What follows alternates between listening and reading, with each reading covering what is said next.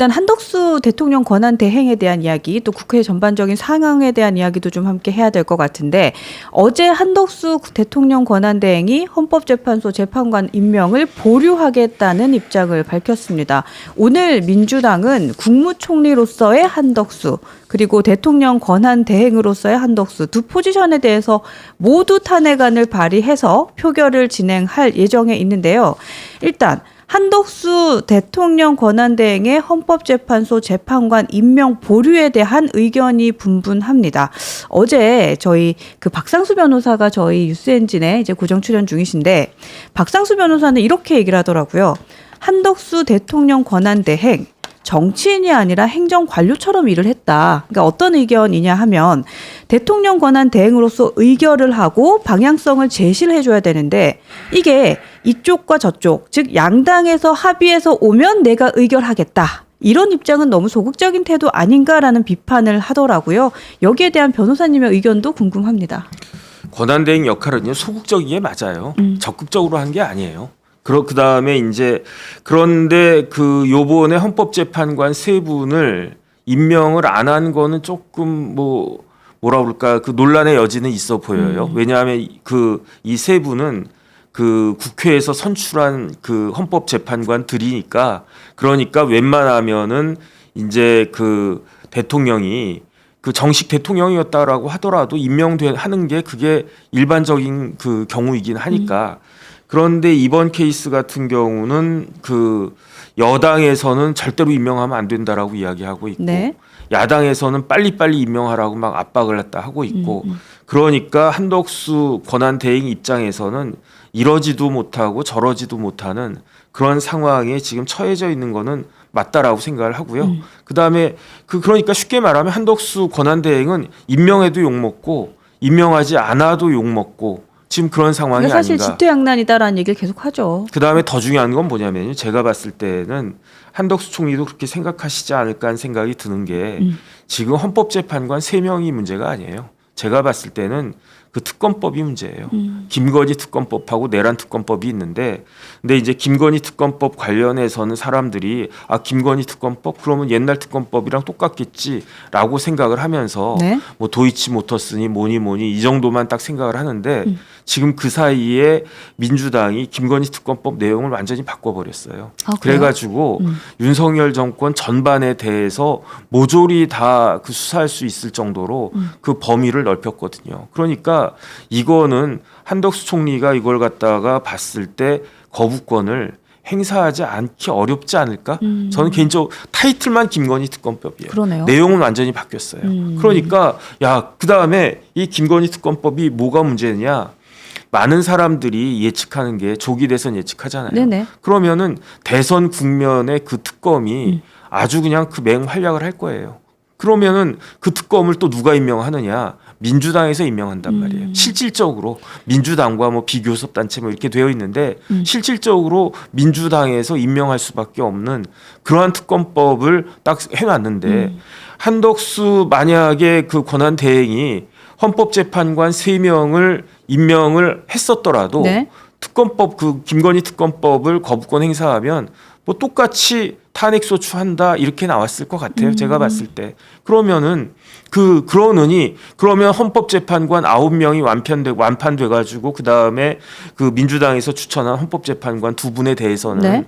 이런저런 편향성 있는 거 아니냐 이런 논란도 있지 않습니까? 그러니까 한덕수 총리 입장에서는 어차피 욕먹고 어차피 탄핵소추 당할 거 그냥 헌법재판관 임명을 조금 보류하는 모습이 차라리 더 낫지 않겠는가. 일단은 본인은 그렇게 생각하지 않을까, 저는 그런 생각이 들고요. 그다음에 어쨌든지 간에 대통령 권한대행에 대한 탄핵소추는 있을 수가 없는 일이거든요. 있을 수가 없는 일인데, 만약에 이제 오늘 강행하겠다는 이야기죠. 강행하지 않을 거면 어제 탄핵소추안 발의도 안 했을 거니까, 그렇게 탄핵소추안이 또 통과가 돼서, 네? 대통령 권한대행의 직무가 유지되느냐 아니면 정지되느냐, 제 생각에는 차라리 둘 중에 하나면 낫겠다라는 게 제 개인적인 바람인데, 첫 번째는 아예 그냥 150표만 나와가지고, 네? 아예 부결이 되든지, 그럼 아예 200표 이상이 나와가지고 아예 가결이 되든지 네. 둘 중에 하나가 돼야지 만약에 그 중간에 뭐 170, 180, 190 이런 정도 나오면은 그 대통령 권한 대행에 대한 그 탄핵 소추가 이루어진 거냐 이루어지지 않은 거냐 거기에 대해서 네. 어마어마하게 그 많은 그 논란들이 있을 거고 그렇게 되면 우리나라 대외 신용도는요 네. 땅에 떨어지는 거거든요. 또 한 번 소모적인 논쟁이 있을 것 같은데 자, 이 내용에 대해서는 좀 정리를 하면서 제가 말씀을 좀 이어가면 좋을 것 같습니다. 네네. 그 한덕수 권한대행의 탄핵 소추에 대한 사유를 저희가 좀 정리를 해봤는데요. 일단 민주당에서 한덕수 탄핵 전략이 국무총리직에 관련해서는 3가지, 또 대통령 권한대행 직무와 관련해서는 2가지 사유로 지금 한덕수 대통령 권한대행의 탄핵 소추안을 발의를 했습니다. 그래서 오늘 표결 예정이고요. 그냥 다 던졌어요. 다 던지고 하나만 걸려라 뭐 이런 상황으로 보여집니다. 지금 보시면 국무총리 직무에 대해서 3가지, 뭐 김건희 특검, 최상병 특검에 대한 거부권 행사 여기에 대한 것, 2번째 계엄에 대한 내란 공모 또는 묵인과 방조, 3번째 한덕수, 한동훈 이제 한한 체제라고 얘기했던 그 2분이 같이 공동 담화를 발표했었는데 이것이 국정 운영 체계의 위법과 위헌성이 있다. 이 3가지를 사유로 국무총리직 에 대한 탄핵 소추를 발의했고요. 또 대통령 권한대행 직무에 대해서는 2가지입니다. 첫 번째는 내란 상설특검 임명 절차를 회피하고 있다. 2번째는 헌법재판관 임명을 거부했다. 그래서 이 총 5가지를 던졌는데 지금 우리 변호사님께서 말씀하셨던 지금 150석 에서 뭐 200석 사이로 표가 나오면 안 된다 이런 말씀을 하셨던 이유는 일단 국무총리 직무와 관련해서는 151석, 또 대통령 그 권한 대행 직무와 관련해서는 200석 이상을 득표해야 되니까 차라리 그냥 이 150석 아래로 표결이 되든지 아니면 200석 이상으로 표결이 되면 이게 좀 논란의 여지가 없는데 이게 이제 애매하게 나오면 계속해서 좀 뭐랄까요, 좀 불필요한 소모적인 논쟁이 계속 있을 것 같다라는 얘기를 하더라고요. 자, 어쨌든 우원식 의장이 오늘 어떠한 직무와 관련해서 탄핵 표결을 뭐 할지 정한다고 하던데 일단 향후 오늘의 그 탄핵 진행 과정은 어떻게 될 것으로 보이는지 좀 궁금합니다. 일단은 민주당의 탄핵소추 사유 자체가 잘못된 거예요. 왜냐하면 네. 국무총리 직무와 권한대행 직무를 저렇게 짬뽕으로 섞어놓으면 안 돼요. 그러니까 다 그냥 이거 다 받아라 아무거나 걸려라 뭐 이런 취지잖아요. 그거는 말이 안 되는 게 만약에 이런 식이라고 하면 네. 제 해석으로는 200석 이상 나와야 됩니다. 그렇지 않으면 이거는 그 통과됐다라고 볼 수가 없어요. 왜냐하면 예를 들어서 총리 직무가 뭐 99가지가 있는데 네. 대통령 권한 직무가 그 중에 그 100가지 중에 99가지가 그 총리 때 그 잘못했다라고 하는 거 한 가지가 대통령 권한 대행 때 그 잘못했다라고 한 거 하나. 네. 그러면 그 경우에도 대통령 권한 대행을 기준으로 해야 되거든요.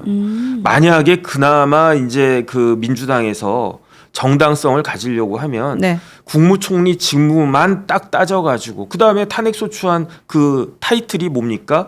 국무총리 한덕수 탄핵소추안이잖아요. 네. 그러니까 대통령 권한 대행 한덕수 탄핵소추안이 아니란 말이에요. 그런데 여기에다가 왜 대통령 권한 대행 때 직무를 집어넣느냐? 네. 저는 어떻게 이해가 되냐면 첫 번째 국무총리 때의 직무만으로는 탄핵 사유가 약하다. 국무총리 때 뭘 잘못했습니까? 한덕수 국무총리가 잘못한 거 하나도 없거든요. 그 특검법 거부권 할 때 거부권 행사하도록 건의 못 합니까? 그 거부권은 대통령이 하는 거잖아요. 국무총리는 건의할 수 있단 말이에요. 그 건의에 만약에 제가 건의를 했는데 대통령이 그 건의를 받아들였다. 제 책임입니까? 대통령 책임이지. 최종 결정권 제가 건의를 했는데 대통령이 받아들이지 않았다. 그럼 제 책임입니까? 대통령 책임이지. 그러니까 거부권 행사하도록 그렇게 그 건의했다라고 하는 것 자체가 말이 안 되는 거고요. 그 다음에 계엄 때 한덕수 총리가 뭐 한 거 있습니까? 제가 봤을 때 오히려 한덕수 총리 놀래가지고 잡으려고 막으려고 노력하지 않았을까? 저는 그 생각이 들거든요. 그 다음에 그 이야기 들어보면 제일 강력하게 막았던 분은 그 외교부 장관. 네. 왜냐하면 외교적으로 어마어마한 일이 벌어지니까. 그 다음에 경제부총리. 네. 뭐 그런 분들. 그 다음에 제가 봤을 때 한덕수 총리도 마찬가지로 계엄에 대해서는 굉장히 적극적으로 반대하는 그런 마음이 아니었을까. 그런데 너무 전광석화 같이 이루어져 가지고 그냥 대통령이 국무회의 하면서 나 이제 한다 그러면서 어디 갔나 이렇게 봤더니 밑에 내려가 가지고 계엄령 선포했다고 저는 그 기사 보니까 네. 그렇게 나와 있던데 네네. 그 정도 가지고 그 국무총리를 탄핵할 만한 그런 사유인가? 그다음에 한동훈 한덕수 공동 국정운영 체제가 위헌하고 위법적입니까? 그게 뭐 일이라도 진행된 게 있었습니까? 그러니까 국무총리 직무와 관련해서는 탄핵 사유가 될 만한 게 하나도 없기 때문에 그나마 이제 탄핵 사유가 된다라고 보여지는 게 지금 어제 특히 헌법재판관 임명 안 하겠다라고 하는 거 네. 그게 이제 좀 마음에 안 들고 그게 문제가 된다 이렇게 이야기할 건데 그러면 대통령 권한 직무 대행을 탄핵한다라고 하면 누가 뭐라고 그래도 200석이 있어야 된다라고 하는 건 상식이거든요. 상식. 그다음에 그 주석서에도 헌법재판소법 주석서에도 네. 우리나라 최고 탄핵과 관련된 최고 권위자가 쓴 글에 보면 그 문장이 어떻게 되어 있느냐. 권한대행자에 대한 탄핵은 그 대행을 받는 네. 피대행자의 그것과 동일하게 봐야 된다. 이렇게 되어 있지 않습니까? 그러니까 이거는 200석으로 갈 수밖에 없는데 네. 그런데 어떻게든 이걸 151석으로 만들려고 하다 보니까 그러니까 저런 식으로 탄핵소추안 자체가 엉망이다 이런 생각이 드는 거고요. 그다음에 이런 거 이렇게 막 논리니 법리니 이런 걸 다 떠나가지고 네. 윤석열 대통령에 대한 탄핵소추는 사실은 공감대가 있었어요. 그 공감대가 있지 않았습니까? 그렇죠. 계엄을 어떻게 저렇게 할 수 있느냐 그런 이야기들이 나와 있었고 그 다음에 여론조사 딱 해보면 70% 이상이 대통령 탄핵소추되는 게 맞다. 네. 이런 공감대가 있었어요. 75% 이상이 계엄 잘못됐다. 그런데 네. 한덕수 총리에 대해서 한덕수 대통령 권한대행에 대해서 탄핵소추 사유가 있습니까? 한덕수 권한대행이 잘못한 거 있습니까? 사실 국민적인 공감은 없는 것 같아요. 전혀 없고요. 네. 그다음에 이건 법리적으로도 말이 안 되고 그다음에 저는 만약에 한덕수 총리 한덕수 국무총리죠. 이제 여기에 대해서는 네. 그 타이틀이 한덕수 국무총리에 대해서 탄핵소추안이 제기가 됐는데 이거는 윤석열 대통령에 대한 탄핵소추안보다 먼저 처리돼야 된다고 저는 생각을 해요. 아, 그래요? 결정이 먼저 그게 논리적이지 않습니까? 대통령 권한 대행이 탄핵 소추를 당했는데 네. 그 사람이 탄핵 소추될 사람이 맞느냐 틀리느냐 맞으면은 이제 최상목 그 부총리나 그런 분들이 또 대행을 갖다 해야 되는 거고 만약에 그 결정이 기각이 된다라고 하면 그러면 한덕수 총리가 대통령 권한 대행을 쭉 하고 있었어야 되잖아요. 그런데 그런 것들이 제대로 정리가 되지 않고 윤석열 대통령에 대해서 탄핵소추안이 먼저 결정이 된다라고 하면 그리고 난 다음에 이제 한덕수 총리에 대해서도 그 결정을 해야 되지 않겠습니까? 대통령 탄핵시켜놓고 대통령 권한대행은 탄핵을 기각한다? 네. 그러면 그 사이에 있었던 여러 가지 일들은 그 정상적이지 않은 잘못된 대통령 권한대행의 권한대행이 일을 맡았기 때문에 그러니까 그건 또 문제가 더 되는 것이 아닌가. 저는 그 법리적으로는요 굉장히 복잡한 일들을 초래하는 것이다. 그렇기 때문에 오늘 우원식 국회의장이 네. 정확하게 판단을 하셔야 된다. 그렇지 않으면 우리나라가 대외적으로 진짜 완전히 위신이 땅에 이미 떨어졌지만 네. 더 떨어질 것이다. 저도 생각합니다. 사실은 가장 걱정이 되는 게 아까 외교부 장관께서 가장 많이 좀 반대를 했다 이런 얘기를 하셨는데 실질적으로 지금 환율이 굉장히 폭등을 했죠. 이미 폭등을 했고 또 저희가 매주 화요일과 목요일 경제박사 이제 김대호 박사와 함께 얘기를 하고 있는데 환율이 안정화되기 위해서는 어쨌든 불확실성이 제거되는 것이 가장 중요한 요인이라고 얘기를 하더라고요. 그래서 이렇게 국정이 계속 마비될 수 있도록 민주당이 끌고 가는 이러한 행태는 좀 국가적으로도 너무나도 큰 손해지 않을까라는 생각을 안 할 수 없다라는 생각도 듭니다. 자, 어쨌든 민주당은 내 말 안 들으면 계속 탄핵할 거야. 이런 취지로 계속해서 밀어붙이는 게 아닌가라는 생각도 듭니다. 자, 오늘 이제 한덕수 권한대행의 탄핵 진행이 되는데 일단 어제였습니다. 어제 친한계 의원 박정화, 김상욱, 김예지, 조경태 이 네 분의 의원은 헌법재판관 임명에는 동의를 했거든요. 근데 오늘은 한덕수 탄핵에 찬성을 할 것이냐에 대해서는 좀 예상이 어려운 것 같고 일단은 국민의힘 의원들은 아마도 오늘 들어가지 않지 않을까라는 생각도 드는데 좀 어떻게 보세요? 글쎄요, 헌법재판관 임명하고요. 네. 그다음에 한덕수 그 권한대행에 대한 그거는 탄핵, 네. 그 탄핵 소추는 완전히 하늘과 땅 차이의 이야기예요. 완전히 다른 이야기입니다. 이거를 똑같이 보면 안 되고 뭐 저라도 예컨대 제가 국회의원인데 헌법재판관 임명에 찬성할래 말래 그러면 뭐 어쩔 수 없지 뭐 찬성해야지 뭐 그 선출을 갖다가 했으니까 이렇게 볼 여지는 사실은 있지만 네. 그렇다라고 해가지고 한덕수에 탄핵한다? 만약에 한덕수 대행에 대해서 탄핵 소추에 찬성한다라고 하는 건요. 뭘 의미하는 거냐? 한덕수 권한 대행에 대한 탄핵 소추 사유를 인정한다는 이야기잖아요.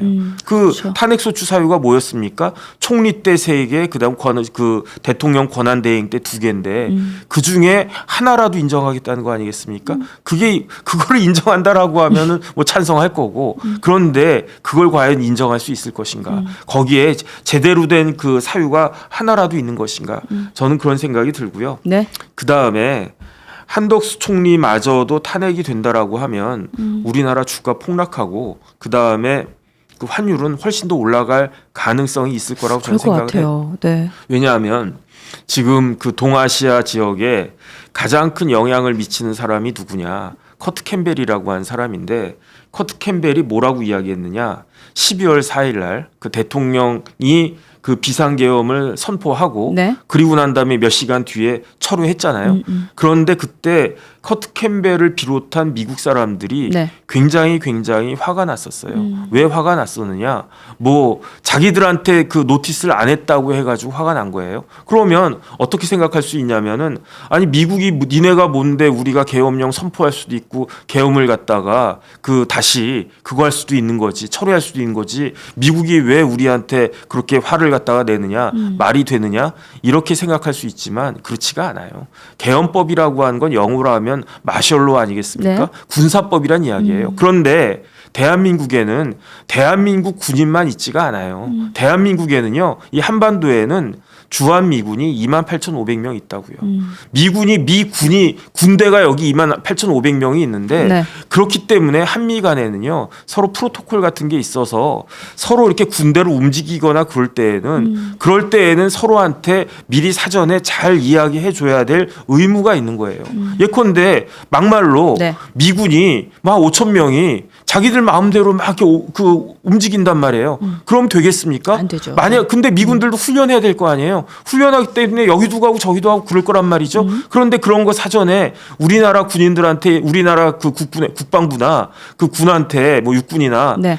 그 통지를 갖다가 안 해주면은 그럼 어떻게 되겠습니까? 마찬가지예요 미군도. 예컨대 뭐 이렇게 뭐 군인들이 막 움직이고 있는데 저게 그 국군이 우리나라 대한민국 군인인지 뭐 중국 군인지 북한 군인지 알 게 뭡니까? 그러니까 이런 것들에 대한 기본적인 그것도 없었기 때문에 네. 그렇기 때문에 그때 커트 캠벨이 아마 대표해가지고 이야기했을 거예요. 윤석열 대통령이 심하게 오판을 했다. 오판이란 말을 네. 갖다 썼어요. 네. 그다음 앞으로 몇 달간 한국은 도전적인 상황에 처해질 것이다. 이렇게 이야기했어요. 도전적이라고 한 말이 그냥 외교적인 수사이지 도전적이란 말은 한국 되게 어려워질 거다. 이렇게 이야기를 했었단 말이에요. 그런데 불과 보름 뒤에 이 커트 캠벨의 그 태도가 완전히 바뀌었어요. 어떻게 바뀌었느냐? 네. 한덕수 대통령 권한대행의 역할을 전적으로 지지한다 그랬어요. 그 보름 동안에. 제가 봤을 때 한덕수 그 총리는 단순히 그냥 대통령이 탄핵소추 됐으니까 그 자리를 메꾸고 있는 권한대행 그 정도 역할을 하는 사람이 아니에요. 제가 봤을 때 한덕수 권한대행은 미국하고 우리나라 지금 과연 그 사이를 지금 굉장히 어려워질 수 있었던 그러한 관계를 네. 굉장히 적극적으로 잘 조정해냈던 그런 분이고 그 역할을 진짜 최근 뭐 벌써 오늘이 27일이죠. 그러니까 12월 4일이니까 네. 3, 4일이니까 20 며칠 동안의 그 어려운 시기에 굉장히 큰 역할을 했다라고 저는 생각을 하는데 왜냐하면 한덕수 총리가 뭐 이것저것 많이 하셨지만 노무현 대통령 때 마지막 국무총리를 하고 그 다음에 MB 때 그때 뭐 했느냐. 주미 대사를 했었잖아요. 그러니까 한덕수 총리가 미국을 잘 아는 분이고 미국도 한덕수 총리를 잘 안단 말이에요. 그러니까 그게 지금같이 어려운 때에 이런저런 역할을 갖다가 해왔던 건데 네. 그런데 그 한덕수 총리를 내쫓았단 말이에요. 그 탄핵 소추했단 말이에요. 네. 그러면 미국이나 뭐 일본이나 아니면 뭐 유럽이나 그런 저기 다른 나라 심지어 중국도 우리나라를 어떻게 볼 것인가. 이거는 더군다나 뭐 윤석열 대통령은 뭐 이렇게 비상계엄이라도 선포했으니까 아유 뭐 어쩔 수 없네 저런 일을 갖다가 그 탄핵소추를 당해도 어쩔 수 없겠네 이런 생각이라도 들겠지만 한덕수 총리가 탄핵소추를 당했대네 도대체 뭘 한 거지? 네. 그 한덕수 총리도 뭐 비상계엄했나? 알고 봤더니 대통령이 거부권 행사하도록 건의했다. 그 다음에 뭐 헌법재판관 임명하는데 그 여야 간에 좀 합의 좀 해달라고 그렇게 부탁했다. 이런 걸 가지고 탄핵소추를 했다라고 하네. 그러면 우리나라는 진짜로 어떤 나라가 되겠는가? 그 다음에 저 어떤 생각 드냐면요. 네. 한덕수 총리가 만약에 탄핵소추되잖아요. 그 다음에 경제부총리란 말이에요. 경제부총리는 뭐 헌법재판관 임명하겠습니까? 선배 한덕수 총리가 그걸 갖다가 안 했는데, 그럼 나도 탄핵소추해라. 그 다음에 또 교육부총리 나도 해라. 아예 그냥 나라를 갖다가 무정부 상태 아노미로 만드는 것이 아닌가. 저는 이런 것까지 민주당이 잘 계산해야 되고 만약에 그럼에도 불구하고 막 힘이 있다고 이렇게 밀어붙이면 진짜 비상계엄 때 그 국민의힘이 대통령이 역풍을 맞았던 것처럼 네. 민주당도 어마어마한 역풍에 처해지게 될 거 아닌가 그런 생각 듭니다. 맞아요. 지금 역풍이라는 말씀을 하셨는데 어쨌든 지금 한덕수 권한대 행에 대한 탄핵 그리고 이것을 밀어붙이는 민주당에 대해서 진짜 국민은 공감대가 거의 없거든요. 그리고 한 2달 전이었나요? 2달 전에 대국회 질의에서 이제 한덕수 국무총리 그 직무를 수행했을 때 그때 이제 노익장이라는 얘기에 되게 화제가 많이 됐던 그 모습들도 다들 국민들이 기억을 하고 있기 때문에 한덕수 권한 대행에 대해서는 아마도 민주당도 좀 신중할 필요가 있지 않을까라는 생각이 듭니다.